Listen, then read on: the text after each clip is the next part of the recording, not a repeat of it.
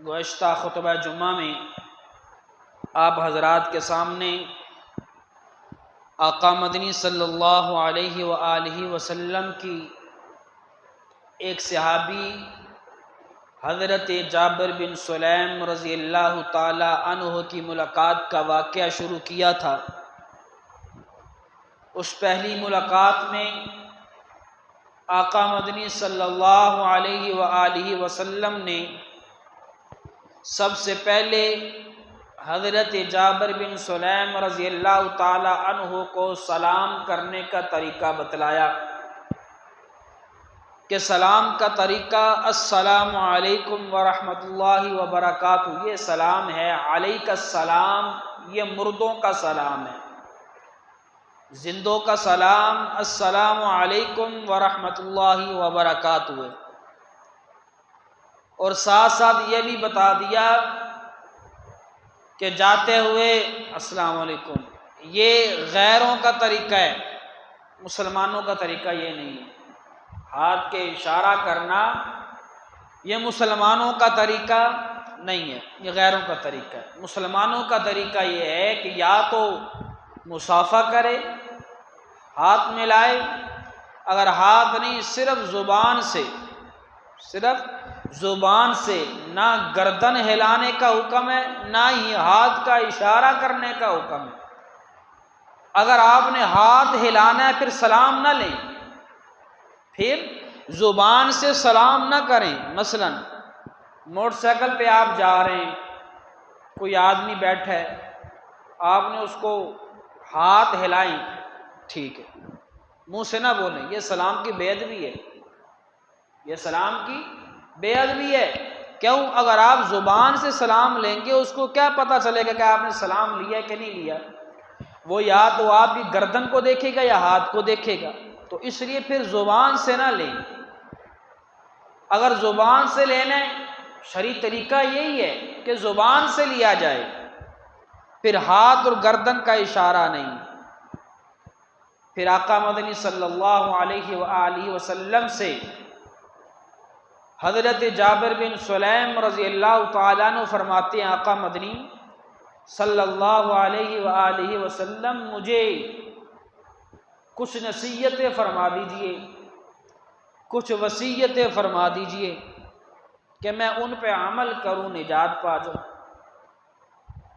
تو آقا مدنی صلی اللہ علیہ وآلہ وسلم نے حضرت جابر بن سلیم رضی اللہ تعالیٰ عنہ کو اس پہلی ملاقات میں جو نصیحتیں کی، ان نصیحتوں میں نماز کا حکم نہیں تھا، روزے کا حکم نہیں تھا، زکوٰۃ کا حکم نہیں تھا، بلکہ ان چیزوں کا حکم تھا جن کا تعلق معاملات کے ساتھ ہے، معاشرے کے ساتھ ہے۔ فرمایا یہ جو حقوق اللہ ہیں، یہ معاملہ اللہ اور اس کے بندے کا ہے، وہ وصیت نصیحت نہیں ہو سکتی، وہ تو حکم ہے، اور ان چیزوں پر عمل کرو گے تو نجات پا جاؤ گے۔ لڑائی جھگڑا فساد سے، معاشرے سے ختم ہو جائے گا۔ تو پہلی نصیحت کیا فرمائی؟ فرمایا کسی کو گالی مت دینا، کسی کو برا مت کہنا، کسی کو گالی مت دینا، کسی کو برا مت کہنا۔ تو میں نے یہ بھی بتایا کہ آدمی چاہے کوئی کافر ہے، مسلمان تو درکنار دور کی بات ہے، اگر کوئی کافر ہے، ہندو ہے، سکھ ہے، یہودی ہے، عیسائی ہے، اس سے نفرت کرنا بھی جائز نہیں ہے۔ یہ دین اسلام کتنا پیارا دین ہے۔ فرمایا اس کافر سے نفرت کرنا بھی جائز نہیں، اس کافر کے کفر سے نفرت کرو، کافر کی ذات سے نفرت کرنے کی اجازت نہیں۔ کتنی بڑی بات ہے کہ کافر کے عمل سے نفرت کرو، کافر کے کفر سے نفرت کرو، کافر سے نفرت نہیں ہے۔ آج کافر تو بڑے دور کی بات ہے، ہمارے مسلمانوں کے اندر کوئی عیب پایا جائے، ہم کہتے ہیں یہ آدمی چور ہے، یہ آدمی شرابی ہے، یہ آدمی زانی ہے، میں اس کے ساتھ نہیں بیٹھتا، میں اس کو کیوں سلام کروں؟ میں اس کے ساتھ نہیں پھرتا، یہ آدمی نفرت کرتا ہے۔ میرے پاک پیغمبر صلی اللہ علیہ وسلم نے نفرت کرنے سے، کسی شخص کی ذات سے نفرت کرنے سے منع فرما دیا۔ کسی شخص کی ذات سے نفرت کرنے کی قطعاً اجازت نہیں ہے۔ اس آدمی کے عمل سے نفرت کرو، جو وہ شراب پی رہے اس شراب پینے سے نفرت کرو، جو وہ چوری کر رہے اس چوری کرنے سے نفرت کرو، جو وہ زنا کا عمل کر رہے اس عمل سے نفرت کرو، اس بندے سے نفرت کرنے کی اجازت نہیں ہے۔ یہ اتنا خوبصورت دین ہے۔ پھر اگلی نصیحت آقا مدنی صلی اللہ علیہ وآلہ وسلم نے کیا فرمائی؟ فرمایا کسی نیکی کو چھوٹا سمجھ کر درگزر نہ کرو۔ کسی نیکی کو چھوٹا سمجھ کر کہ چھوٹی سی نیکی ہے چھوڑو۔ کیوں؟ فرمایا جب بندے کے دل کے اندر خیال پیدا ہوتا ہے کوئی نیکی کرنے کا تو شیطان فوراً حملہ کرتا ہے۔ حملہ کیا کرتا ہے؟ پہلا حملہ یہ کرتا ہے کہ یہ عمل تو اچھا ہے لیکن اس کو چھوڑ، بڑے عمل کر، اس سے تو نے کون سا تیر مار لینا ہے، اس عمل سے کون سا تجھ کو جنت مل جانی ہے، اس کو چھوڑ، اگر نیکی کرنی ہے تو بڑی نیکی کر۔ ایک شیطان کا داؤ یہ ہوتا ہے۔ آپ نے کبھی سوچا ہوگا، کبھی دل کے اندر خیال پیدا ہوا نیکی کا، فوراً خیال آیا اس کو چھوڑو یہ بڑی نیکی کرتا ہوں، تو فرمایا اس بڑی نیکی سے بھی بندہ محروم ہو جاتا ہے، اس سے بھی محروم ہو جاتا ہے۔ شیطان کا دوسرا داؤ، دوسرا وہ کیا حملہ کرتا ہے؟ نیکی کا خیال پیدا ہوا، ہاں یہ عمل بہت اچھا ہے، نیکی بہت اچھی ہے، لیکن کوئی ضروری تو نہیں کہ ابھی کرنی ہے، کل کریں گے، ابھی اپنے کام میں مصروف ہوتے ہیں، کل سے یہ نیکی کریں گے، یہ حملہ ہوتا ہے۔ پھر وہ کل کبھی نہیں آتی۔ اور ایک شیطان کا حملہ یہ ہوتا ہے کہ یہ جو تو کام کر رہا ہے کام تو اچھا ہے لیکن لوگ کیا کہیں گے، یار یہ لوگ تجھے چھوٹا سمجھیں گے، حقیر سمجھیں گے۔ مثلا شادی بیاہ کے موقع پر آپ جاتے ہیں، ابھی تو چلو اللہ کا شکر ہے یہ میرج ہالوں میں سسٹم کرسیوں کا بن گیا ہے، ٹیبلوں کا بن گیا ہے، تو یہ بھی ناجائز ہے، اس پہ میں کوئی اور موضوع پہ کسی اور جمعے پہ بات کروں گا۔ لیکن پہلے تھا کھڑے ہو کے کھانا کھاتے تھے، وہاں آدمی کوئی بیٹھتا نہیں تھا نیچے کہ لوگ کیا کہیں گے، پانی پی رہے، جگہ نہیں ہے بیٹھنے کی، کوئی صحیح جگہ نہیں ہے، بیٹھنے لگا، دل کے اندر خیال پیدا ہوا کہ میں بیٹھ جاؤں، لیکن شیطان حملہ کرتا ہے، یہ دیکھ گلی ہے، بازار ہے، لوگ کیا کہیں گے، یار یہ بیٹھنے کی جگہ نہیں، کھڑے ہو کے پی لے۔ یہ شیطان حملہ کرتا ہے کہ لوگ کیا کہیں گے۔ تو فرمایا کسی نیکی کو چھوٹا سمجھ کر درگزر نہ کرو، کیا پتا آپ کی نظر میں وہ نیکی چھوٹی ہو مگر اللہ کے ہاں وہ آپ کو یہ نیکی جنت کے اندر لے کر جانے والی نہ بن جائے۔ بخاری شریف کے اندر روایت ہے، ایک فاحشہ عورت کہیں جا رہی تھی، پہلے زمانوں کے اندر، پہلی قوموں میں سے، فرمایا اس نے دیکھا کہ ایک کتا پیاس کی وجہ سے ہاں پر ہے، کہاں پر ہے، پیاس شدت کی لگی ہوئی ہے، موٹروں کا زمانہ نہیں، نالیوں کا زمانہ نہیں، نہروں کا زمانہ نہیں، تالابوں کا زمانہ نہیں، کنویں ہوا کرتے تھے، اب کتا کنویں کے کنارے پہ کھڑا ہے، نہ کوئی ڈول ہے نہ کوئی طریقہ ہے کہ اندر سے پانی نکال کر پی سکے، پانی بہت گہرا ہے۔ اب اس فاحشہ عورت نے دیکھا یہ کتا پیاس کی وجہ سے تڑپ رہا ہے، اس نے اپنے پاؤں سے ایک موزہ نکالا، جوتا نکالا، اپنے دوپٹے کو رسی بنایا، اس جوتے کے ذریعے موزے کے ذریعے کنویں کے اندر ڈالا، پانی نکالا، اس کتے کو پانی پلا دیا۔ توجہ کیجئے گا پیرو چک کے رہنے والوں، یہ کوئی بڑی نیکی نظر نہیں آتی۔ ایک ایسا ناپاک جانور، اگر وہ جانور کپڑوں کو لگ جائے کپڑے ناپاک ہو جاتے ہیں۔ کپڑے دھوئے بغیر نماز پڑھنے کی اجازت نہیں۔ ایسا ناپاک جانور، اس جانور کو اس عورت نے پانی پلایا، وہ عورت کوئی نمازی نہیں، متقی نہیں، پرہیزگار نہیں، بلکہ بخاری شریف کی روایت ہے، فاحشہ عورت، بے حیائی کرنے والی عورت، اللہ کی نافرمان عورت تھی۔ لیکن اس کے دل کے اندر خیال آیا، لوگ یہاں سے گزر رہے ہیں، کسی کو احساس پیدا نہیں ہو رہا یہ کتا پانی کی پیاس کی وجہ سے تڑپ رہا ہے۔ اس کے دل کے اندر احساس پیدا ہوا، خیال پیدا ہوا، اس نے کتے کو پانی پلا دیا۔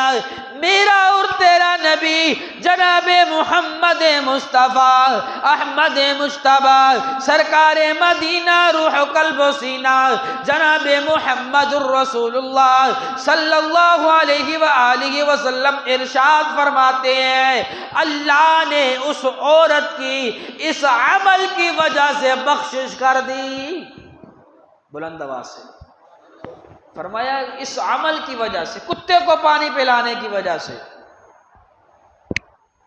ایک جانور کو پانی پلانے کی وجہ سے اللہ نے بخشش کر دی۔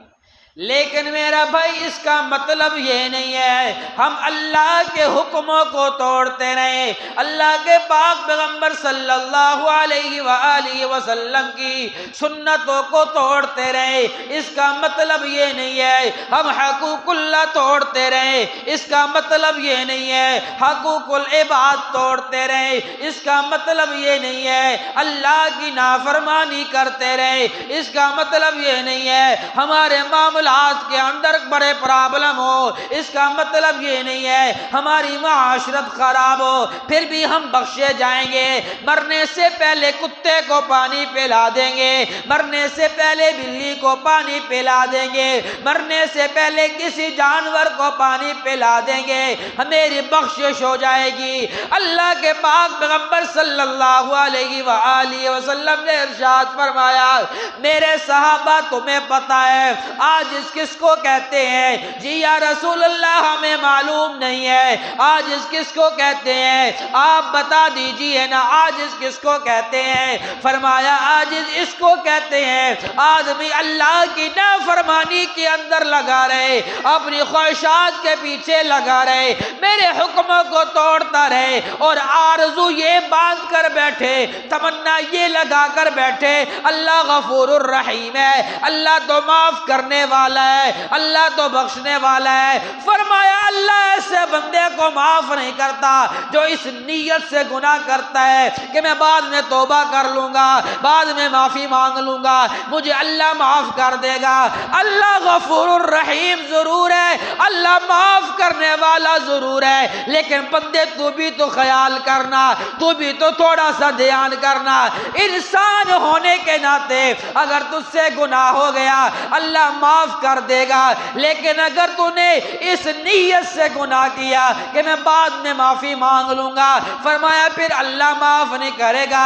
ایک اللہ کی رحمت ہے، ایک اللہ کا قانون ہے، دونوں کے اندر بڑا فرق ہے۔ پیر اچک کے رہنے والوں فرق سمجھ لیجئے، اللہ کی رحمت کیا ہے، اللہ کا قانون کیا ہے۔ اللہ کا قانون یہ ہے کہ آدمی ساری زندگی اللہ کی عبادت کرتا رہا، ساری زندگی کبھی اس کی تکبیر اولیٰ بھی فوت نہ ہوئی، ساری زندگی تہجد بھی پڑھتا رہا، قرآن بھی پڑھتا رہا، ذکر و اذکار بھی کرتا رہا، لیکن کوئی چھوٹا سا گناہ ایسا کر بیٹھا، اولئک حبطت اعمالهم، اللہ فرماتے ہیں میں اس کی نمازیں ضائع کر دوں گا، قرآن کی تلاوت ضائع کر دوں گا، ذکر اس کا ضائع کر دوں گا، اس کو جنت میں نہیں جانے دوں گا بلکہ جہنم کے اندر پھینک دوں گا۔ یہ اللہ کا قانون ہے۔ اور اللہ کی رحمت کیا ہے؟ اللہ کی رحمت یہ ہے آدمی ساری زندگی اللہ کی نافرمانیاں کرتا رہا، ساری زندگی اللہ کے حکموں کو توڑتا رہا، ساری زندگی میرے پاک پیغمبر کی سنتوں کو توڑتا رہا، لیکن مرنے سے پہلے کوئی ایک چھوٹی سی نیکی ایسی کر بیٹھا، اللہ اس نیکی کی وجہ سے ساری زندگی کے گناہوں کو نیکیوں میں بدل دیتے ہیں، ساری زندگی کے گناہوں کو معاف فرما کر اللہ اس کو جہنم میں نہیں جانے دیتے بلکہ جنت کے اندر بھیجتے ہیں۔ یہ اللہ کی رحمت ہے۔ اللہ کی رحمت پہ یقین ہونا چاہیے، اللہ کی رحمت پہ بھروسہ ہونا چاہیے، لیکن اس کا مطلب ہرگز یہ نہیں ہے اللہ کی رحمت پہ یقین کرتے ہوئے ہم ڈاکے بھی ڈالتے رہے، اللہ کی رحمت پہ یقین کرتے ہوئے ہم چوریاں بھی کرتے رہے، اللہ کی رحمت پہ یقین کرتے ہوئے شرابیں بھی پیتے رہے، اللہ کی رحمت پہ یقین کرتے ہوئے اللہ کی نافرمانیاں بھی کرتے رہے۔ نہیں نہیں نہیں نہیں میرے بھائی، ایسا ہرگز نہیں ہے۔ اگر کوئی گناہ ہو گیا بشر ہونے کے ناطے، انسان ہونے کے ناطے، پھر اللہ معاف کرے گا، لیکن اگر اس نیت سے گناہ کیا کہ میں معافی مانگ لوں گا، پتہ نہیں توبہ کی توفیق ملتی ہے نہیں ملتی، پتہ نہیں معافی معافی مانگنے کی توفیق ملتی ہے کہ نہیں ملتی، پتہ نہیں معافی مانگنے کا وقت ملتا ہے کہ نہیں ملتا۔ کیا آپ کو معلوم نہیں ہے پیرو چک کے اندر کتنے ایسے لوگ ہوں گے جو جوانی کے اندر دنیا سے چلے گئے، کتنے ایسے ہوں گے جو بچپن میں دنیا سے چلے گئے۔ میرا بھائی، موت کا کوئی پتہ نہیں ہے، کسی وقت بھی موت آ سکتی ہے، زندگی کا کوئی بھروسہ نہیں ہے۔ اللہ کی طرف سے قانون یہ ہے، پہلے دادا آئے گا، پھر باپ آئے گا، پھر بیٹا آئے گا، لیکن جانے کا قانون کوئی نہیں۔ پوتا پہلے جا رہا ہے، دادا زندہ ہے، باپ پہلے جا رہا ہے، دادا زندہ ہے، چھوٹا بھائی پہلے جا رہا ہے، بڑا زندہ ہے، بچہ پہلے جا رہا ہے، ماں زندہ ہے، بیوی پہلے جا رہی ہے، خامد زندہ ہے۔ بھائی قانون تو اللہ کا آنے کا ہے، لیکن جانے کا اللہ نے کوئی قانون نہیں بنایا۔ آج پاکستان کے اندر بھی آپ دیکھ لیں کتنی بیماریاں ایسی آ چکی جن کا علاج بھی نہیں ہو پا رہا۔ نوجوان پہلے سنا کرتے تھے 40 سال کی عمر کے بعد دل کا مسئلہ بنتا ہے، ہارٹ اٹیک کا مسئلہ بنتا ہے، شوگر کا مسئلہ بنتا ہے، لیکن میں نے اپنی آنکھوں سے ایسے 25-30 سال کے نوجوان بھی دیکھے جن کو شوگر ہوئی پڑی ہے۔ میں نے اپنی آنکھوں سے ایسے 25-30 سال کے نوجوان بھی دیکھے جو دل کی بیماری کی وجہ سے، ہارٹ اٹیک کی وجہ سے دنیا سے چلے گئے۔ اس لیے پیرو چک کے رہنے والوں، اللہ کی رحمت پہ یقین کرو، لیکن گناہوں سے بچتے ہوئے۔ اگر اللہ کوئی نیکی کے دل کے اندر کوئی نیکی کا خیال پیدا ہوتا ہے، اس کو درگزر مت کرو بلکہ فوراً کر گزرو۔ اگر کوئی نیکی کا خیال دل کے اندر پیدا ہوتا ہے، اس کو درگزر مت کرو، شام کو کر لوں گا، کل سے شروع کر لوں گا، ابھی وقت نہیں ہے، بعد میں دیکھیں گے، نہیں، اس نیکی کو فوراً کر گزرو۔ پانی پی رہے ہیں، کھڑے ہو کے خیال آیا کہ میرے پاک پیغمبر کی سنت ہے پانی بیٹھ کر پینا، فوراً بیٹھ جائیے۔ تو اسی طرح چھوٹی چھوٹی نیکیاں بھی اللہ اپنے بندے کو، اس بندے کی چھوٹی نیکی کی وجہ سے بھی اللہ جنت کے اندر لے جاتا ہے۔ آدمی رستے سے جا رہے، دیکھا کہ گلی کے اندر کوئی اینٹ پڑی ہے، کوئی کانٹا پڑا ہے، کوئی جھاڑی پڑی ہے، کوئی لکڑی پڑی ہے کہ آدمی گزرنے والے کا پتہ نہیں چلے گا، ٹھوکر لگ جائے گی، اس کو اٹھا کر سائیڈ پہ کر دینا۔ کتنا وقت لگا ہے، کتنی محنت لگی ہے، لیکن اس ایک چھوٹی سی نیکی کی وجہ سے بھی اللہ بخشنے کے لیے تیار ہے۔ یہ اللہ کی رحمت ہے۔ تو فرمایا کوئی نیکی کا خیال دل کے اندر پیدا ہو جائے، چاہے وہ نیکی چھوٹی سی چھوٹی کیوں نہ ہو، اس کو فوراً کر گزرو۔ اور اس کے مقابلے میں فرمایا اگر کوئی گناہ کا خیال دل کے اندر پیدا ہوا ہے، چاہے وہ چھوٹا سا گناہ کیوں نہ ہو، اس کو چھوڑ دو، مت کرو۔ دل کے اندر خیال پیدا ہوتا ہے گناہ کرنے کا، شیطان فوراً حملہ کرتا ہے، کر لے گناہ، کوئی بات نہیں، بعد میں توبہ کر لیں گے، کر لے کوئی بات نہیں۔ اور بھائی یہ چھوٹا سا گناہ ہے، اگر تو نے گناہ چھوڑنے، جو بڑے بڑے گناہ کرتا ہے وہ چھوڑ۔ یہ شیطان کا حملہ ہے، یہ بہت بڑا حملہ ہے، یہ بڑے بڑے گناہ چھوڑ، یہ چھوٹا سا گناہ خیر ہے، بعد میں توبہ، یہ صغیرہ گناہ ہے، توبہ نہ بھی کی کرے گا نماز پڑھنے سے معاف ہو جائے گا۔ علماء کرام فرماتے ہیں جو آدمی صغیرہ گناہ کو صغیرہ سمجھ کر کرتا ہے وہ بھی کبیرہ گناہ بن جاتا ہے۔ صغیرہ گناہ اور کبیرہ گناہ ہماری اصطلاح ہے، گناہ گناہ ہے، اگر سانپ چھوٹا ہے یا بڑا ہے، اگر وہ ڈس لے تو کیا چھوٹے سانپ کے ڈسنے سے کچھ نہیں ہوتا؟ بڑے سانپ کے ڈسنے سے ہوتا ہے۔ اگر ایک آگ آپ نے چولہے پہ جلائی ہے، ایک آگ تندور کی جلائی ہے، کیا دونوں کے اندر جلانے کی صلاحیت نہیں ہے؟ کیا دونوں جلاتی نہیں ہیں؟ تو گناہ گناہ ہے، چاہے وہ چھوٹا گناہ ہے چاہے بڑا گناہ ہے، یہ ہماری اصطلاح ہے کہ یہ صغیرہ یہ کبیرہ ہے۔ اللہ کی نظر میں گناہ گناہ ہے۔ جب گناہ دل کے اندر خیال پیدا ہو، فرمایا گناہ مت کرو، فوراً اللہ کی طرف رجوع کرو۔ ایک اللہ والے سے سن رہا تھا، ان اللہ والوں سے کسی نے سوال کیا کہ میرے اندر فلاں گناہ کا بڑا زور ہے، میں بڑی کوشش کرتا ہوں، وہ گناہ چھوٹ نہیں پا رہا، کوئی ایسا وظیفہ بتائے کہ میں وہ وظیفہ کروں گناہ چھوٹ جائے۔ اللہ والوں نے فرمایا بڑا پیارا وظیفہ ہے، جب گناہ ہو فوراً 200 روپے اللہ کی راہ میں صدقہ کر،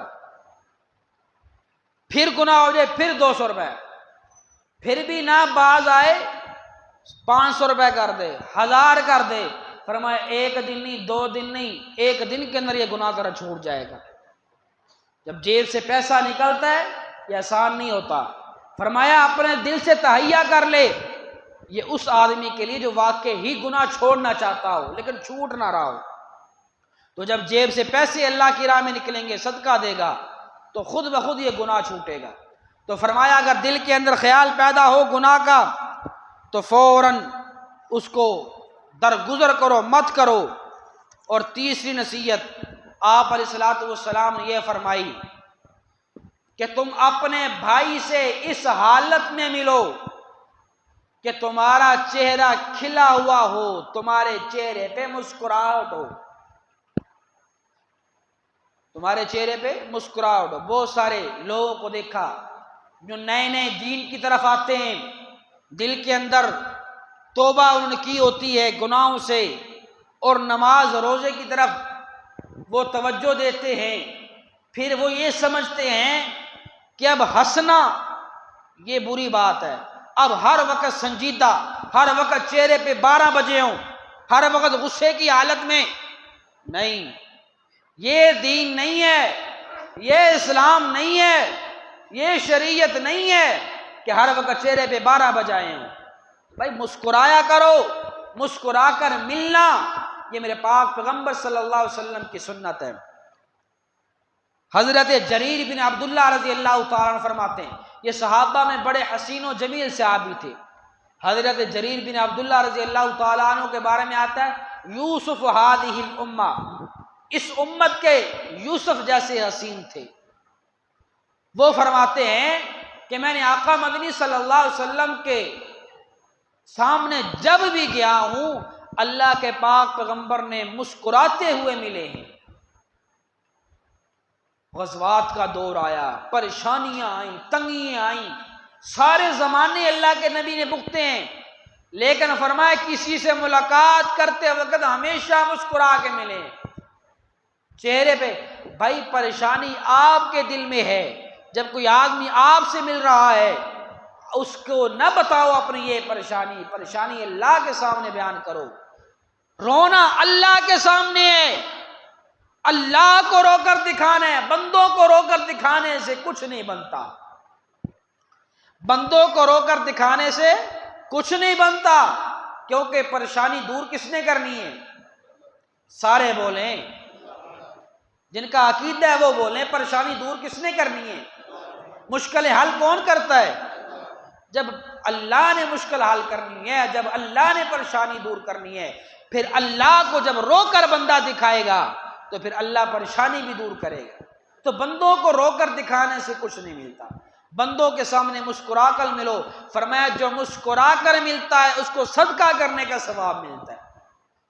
کسی آدمی سے ملاقات کر رہا ہے، چہرے پہ مسکرا کر مل رہا ہے، اس مسکرانے پر صدقہ کرنے کا ثواب ہے۔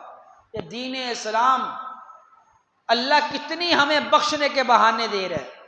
اللہ تو بخشنا چاہتا ہے، اللہ تو معاف کرنا چاہتا ہے، اللہ تو درجات بلند کرنا چاہتا ہے کہ بندہ در پہ آئے تو صحیح میرے، کوئی چھوٹی سی چھوٹی نیکی اخلاص کے ساتھ کر کے آجے، میں اس کو بخش دوں۔ اللہ کی ذات تو ایسی ذات ہے۔ تو فرمایا کہ حضرت جریر بن عبداللہ فرماتے ہیں اللہ کے نبی صلی اللہ علیہ وسلم کبھی بھی ایسا مجھے نہیں ملے کہ آپ مسکرا نہ رہوں۔ علماء کرام فرماتے ہیں کچھ کنجوس ہوتے ہیں مال کے، بخیل ہوتے ہیں مال کے، اور کچھ کنجوس اور بخیل ہوتے ہیں مسکراہٹ کے، وہ ہنستے نہیں ہیں، مسکراتے نہیں ہیں۔ ہاں، اللہ کا خوف دل کے اندر ہونا چاہیے، اللہ کا خوف دل کے اندر ہونا چاہیے، وہ رونا اللہ کے سامنے چاہیے، اللہ کے سامنے رونا چاہیے۔ جب معاملات ہوں، معاشرے کے اندر چل پھر رہے ہیں، اس وقت اپنے آپ کو اتنا سنجیدہ نہ کیجئے، بلکہ مسکراتے ہوئے، ہنستے ہوئے، کھلتے ہوئے چہرے کو ایک دوسرے سے ملاقات کریں، اس سے صدقے کا ثواب ملتا ہے۔ چوتھی نصیحت، آپ علیہ الصلوۃ والسلام نے ارشاد فرمایا کہ اپنی شلوار کو ٹخنوں سے اوپر رکھنا۔ پیرو چک کے رہنے والوں، میرے پاک پیغمبر صلی اللہ علیہ وآلہ وسلم کا ارشاد یہ، اپنے پجامے کو، اپنی شلوار کو، اپنے تہمت کو اپنے ٹخنوں سے اوپر رکھنا مردوں کے لیے حکم یہ ہے۔ لیکن پیرو چک کے رہنے والوں، میں تمہیں کہتا ہوں آج جمعہ پڑھنے کے بعد اپنے گھر کے اندر چلے جانا، جا کر اپنی ماں کو دیکھ لینا، بہن کو دیکھ لینا، بیٹی کو دیکھ لینا، اپنی بیوی کو دیکھ لینا، اپنے آپ کو دیکھ لینا، بھائی کو دیکھ لینا، باپ کو دیکھ لینا، بیٹے کو دیکھ لینا، پتہ چل جائے گا یہ معاملہ ہمارا معاشرہ کس طرف جا رہا ہے۔ اللہ کے پاک پیغمبر صلی اللہ علیہ وسلم نے فرمایا اپنی شلوار کو اپنی ٹخنوں سے اوپر رکھنا مردوں کے لیے حکم یہ ہے، عورتوں کے لیے حکم یہ ہے اپنی شلوار کو ٹخنوں سے نیچے رکھنا۔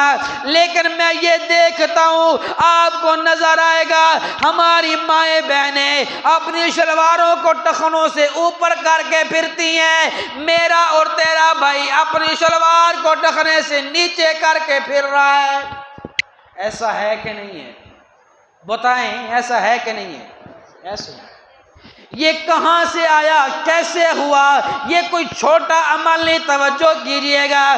شیطان نے پوری ایک پلاننگ کے تحت یہ کیا، ہندوؤں کو بتایا، انگریزوں کو بتایا کہ دیکھو اللہ کے پاک پیغمبر کا یہ حکم ہے مردوں کے لیے شلوار کو اوپر رکھنا، عورتوں کے لیے شلوار کو نیچے رکھنا۔ اب انگریزوں نے کیا کیا، ہندوؤں نے کیا کیا، اس کا نام فیشن رکھ دیا۔ فیشن کیا ہے جی؟ عورتیں اپنی شلوار کو ٹخنوں سے اوپر رکھیں گی، مرد شلوار ٹخنوں سے نیچے رکھیں گے، اس کو فیشن کا نام دے دیا۔ لیکن تاکہ اللہ کے پاک پیغمبر کی سری نافرمانی ہو، اللہ کے پاک پیغمبر کی بالکل نافرمانی ہو، جس بات کا اللہ کے پاک پیغمبر نے حکم دیا اللہ کے پاک پیغمبر کی نافرمانی ہو۔ پھر ایک اور چیز، میرے بچوں کو دیکھ لیجئے، اپنے بچوں کو دیکھ لیجئے، یہ بالوں کا سٹائل کہاں سے آیا؟ کبھی ایک طرف کو مانگ نکلی ہوئی، کبھی اس طرف کو مانگ نکلی ہوئی۔ ایک طرف مانگ نکالنا یہ طریقہ یہودیوں کا ہے، ایک طرف مانگ نکالنا یہ عیسائیوں کا طریقہ ہے۔ میرے پاک پیغمبر نے فرمایا من تشبہ بقوم فہو منہ، جو آدمی جن کی مشابہت اختیار کرے گا، جن کا طریقہ اپنائے گا، کل قیامت کے دن انہی میں سے اٹھایا جائے گا۔ میں نے دیکھا، اللہ کے نبی مجھے بتا دیجئے، پھر میں بال کیسے رکھوں؟ فرمایا اپنے بالوں کو یا پیچھے کی طرف کر لو یا درمیان سے مانگ نکالو، دونوں طرف مانگ نکالا کرو۔ ایک طرف مانگ نکالو گے یہ غیروں کا طریقہ ہے، مسلمانوں کا طریقہ نہیں ہے، شریعت کا طریقہ نہیں ہے، میرا طریقہ نہیں ہے، اللہ کا حکم نہیں ہے۔ انگریز کو پتہ چلا اللہ کے نبی نے ایک طرف مانگ نکالنے سے منع فرما دیا، اس نے اسی کا نام فیشن کر دیا، کبھی کسی کو فوجی کٹنگ ہے، کبھی یہ پیالہ کٹنگ ہے، کبھی یہ کٹنگ ہے، پتہ نہیں کیا کیا نام آ گئے، پتہ نہیں کیا کیا فیشن آ گیا۔ میں مسجد میں بیٹھ کر ذمہ داری سے عرض کر رہا ہوں، بات کر رہا ہوں، میرے نبی کا طریقہ یہ نہیں ہے۔ پیر اچک کے رہنے والوں، آج یہ عہد کر لو، تہیہ کر لو، اگر اللہ کے نبی سے سچی محبت کرتے ہو، اگر شریعت محمدی سے سچی محبت کرتے ہو، اپنے گھروں کے اندر اللہ کے پاک پیغمبر کا طریقہ لاؤ، لباس بھی وہ لاؤ جو میرے پاک پیغمبر نے بتایا۔ پینٹ شرٹ لباس بھی مسلمانوں کا لباس نہیں ہے، یہ انگریزوں کا لباس ہے، یہ غیروں کا لباس ہے۔ بھئی تم ہے مسلمان، کلمہ محمد الرسول اللہ کا پڑھتے ہو، نام محمد الرسول اللہ کا لیتے ہو، عشق کا دعویٰ آقا مدنی سے کرتے ہو، طریقہ غیروں کا کیوں اپناتے ہو؟ اگر محبت حضور سے کرتے ہو طریقہ بھی پھر حضور والا اپناؤ۔ تو اللہ کے نبی نے فرمایا کہ یہ طریقہ غیروں کا طریقہ ہے۔ اپنی سلوار کو، تہمت کو، چادر کو اپنے ٹخنوں سے، مردوں کے لیے حکم یہ ہے اوپر رکھنا، عورتوں کے لیے حکم یہ ہے کہ اس کو نیچے رکھنا، اور ساتھ یہ بھی فرما دیا یہ تکبر ہے۔ یہ کیا ہے؟ تکبر ہے۔ اب آدمی کہے کہ میری سلوار بڑی ہے، لمبی ہے، میرے اندر تکبر نہیں ہے، میں نیچے کر لوں، تو اللہ کے نبی صلی اللہ علیہ وسلم سے بڑھ کر تقوی والا کون تھا؟ اصحاب پیغمبر سے بڑھ کر تقوی والا کون تھا؟ فرمایا تکبر ہو یا نہ ہو، سلوار نیچے رکھنا یہ تکبر ہی ہے۔ تمہارے دل کے اندر تکبر کی علامات پائی جائیں یا نہ پائی جائیں، لیکن سلوار کو نیچے رکھو گے یہ تکبر کی علامت مانی جائے گی۔ اور ہم یہ سمجھتے ہیں کہ نماز کے ساتھ اس کا حکم ہے، اپنی سلواروں کو ٹخنوں سے اوپر کرنا یہ نماز کے ساتھ حکم ہے، نماز کے ساتھ اس کا حکم نہیں ہے، قطعاً نماز کے ساتھ اس کا حکم نہیں ہے۔ اس کا حکم 24 گھنٹے ہے، اس کا حکم 24 گھنٹے ہے، جب تک یہ سلوار ٹخنوں سے نیچے رہے گی گناہگار ہوتا رہے گا۔ اللہ کے پاک پیغمبر صلی اللہ علیہ وسلم نے کہ حدیث ہے جس کا مفہوم ہے ویل للعقاب، فرمایا یہ سلواریں ٹخنوں سے نیچے ہیں، ہلاکت و بربادی ہے ایڑیوں والوں کے لیے، یعنی جن کی سلوار ٹخنوں سے نیچے ہے ان کے لیے ہلاکت و بربادی ہے۔ تو اللہ کے نبی صلی اللہ علیہ وسلم نے فرمایا اپنی سلوار کو ٹخنوں سے اوپر رکھنا، ایک نصیحت یہ فرمائی، اور اگلی نصیحت آپ علیہ الصلوۃ والسلام نے پھر وہی معاملات کے اندر، معاشرے کے اندر فرمایا اللہ کے پاک پیغمبر صلی اللہ علیہ وسلم نے اگر کوئی انسان تمہیں گالی دے، اگر کسی گناہ پر تمہیں آر دلائے، جواب کے اندر تو بھی آر نہ دلانا۔ اگر کوئی تمہیں کہتا ہے او اللہ کے بندے تو چوریاں کرتا ہے، آگے سے تو یہ نہ کہنا تو بھی تو رشوت لیتا ہے۔ ایک آدمی دوسرے کو آر دلا رہے، یہ غلط کر رہے، گناہ کا کام کر رہے، لیکن جواب کے اندر اس کو آر دلانا یہ اس سے بڑا گناہ ہے۔ اس لیے فرمایا کسی کو گناہ کے اوپر آر نہ دلانا، شرم محسوس نہ کروانا۔ اگر کسی نے آر دلائی تو پھر جواب کے اندر تم آر نہ دلانا۔ اللہ کے نبی کوئی گناہ کر رہے اس کو سمجھانا بھی نہیں چاہیے، بتانا بھی نہیں چاہیے، فرمایا ضرور بتانا چاہیے، گناہ کی طرف جا رہا ہے ضرور بتانا چاہیے۔ میں نے پہلے بھی بتایا وہ بتانے کا طریقہ کیا ہے، اصلاح کا طریقہ کیا ہے۔ لوگوں کے سامنے جہاں مجلس کے اندر وہ بیٹھا ہوا ہے اور تیرے اندر یہ عیب ہے، یہ طریقہ ہے؟ نہیں یہ طریقہ، یہ بار بار ہر دوسرے تیسرے جمعے یہ بات کیوں آ رہی ہے؟ اس لیے کہ یہ برائی ہمارے اندر عام ہو چکی ہے، یہ برائی عام ہے۔ جہاں چار آدمی بیٹھے ہوں گے کوئی آئے گا اور تیرے اندر فلاں تو یہ کرتا ہے، اس کو بدنام کرے گا، ذلیل کرے گا، تحقیر کرے گا۔ اللہ کے نبی صلی اللہ علیہ وسلم نے فرمایا یہ گناہ ہے، سخت گناہ ہے، ایسا کرنے کی اجازت نہیں ہے۔ اگر واقعتاً تیرے اندر اس کی اصلاح کرنا چاہتا ہے تو اصلاح طریقے سے کر، اس کی اصلاح طریقے سے کر۔ یہ کسی کے سامنے اگر تو کرے گا، اس کا مطلب یہ ہے کہ تو اس کی اصلاح نہیں کرنا چاہتا، بلکہ اس پر تنقید کر رہا ہے، تو اس کو ذلیل کر رہا ہے، تو اس کی تو تحقیر کر رہا ہے۔ اگر واقعتاً اصلاح کرنا چاہتے ہو تو اصلاح کا طریقہ میرا بھائی اکیلے میں پیار سے کچھ کھلاتے ہوئے پلاتے ہوئے اس کی اصلاح کرو۔ تو اللہ کے نبی صلی اللہ علیہ وآلہ وسلم نے یہ نصیحتیں فرمائی، سب سے پہلی ملاقات میں یہ نصیحت فرمائی، سب سے پہلے سلام کا طریقہ، کہ سلام کا طریقہ یہ۔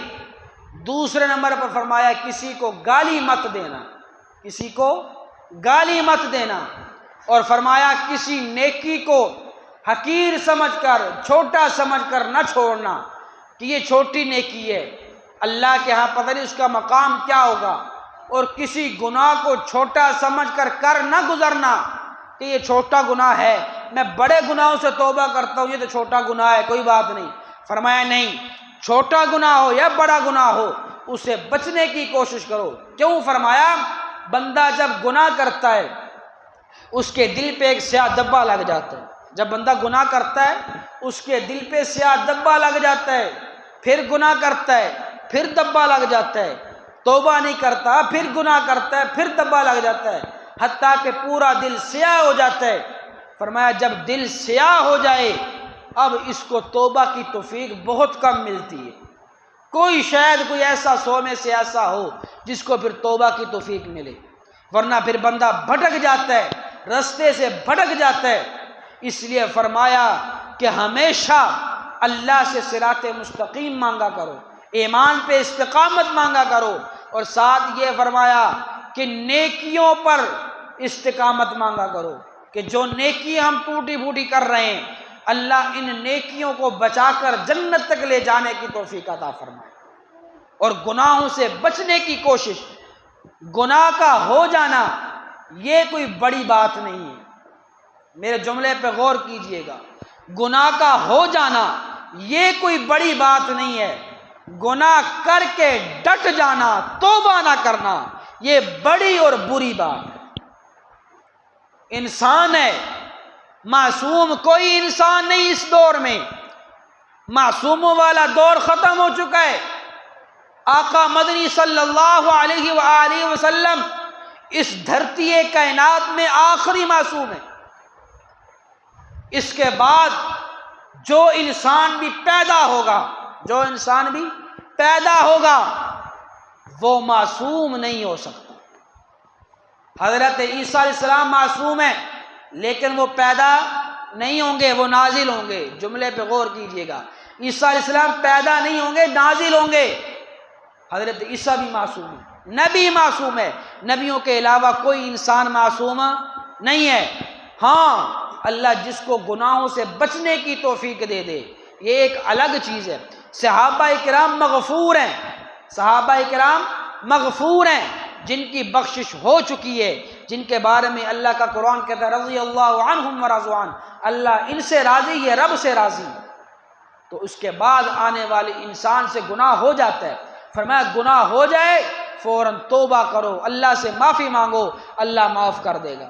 اللہ کریم سے دعا ہے اللہ تعالیٰ مجھے اور آپ کو قرآن و سنت کو سمجھ کر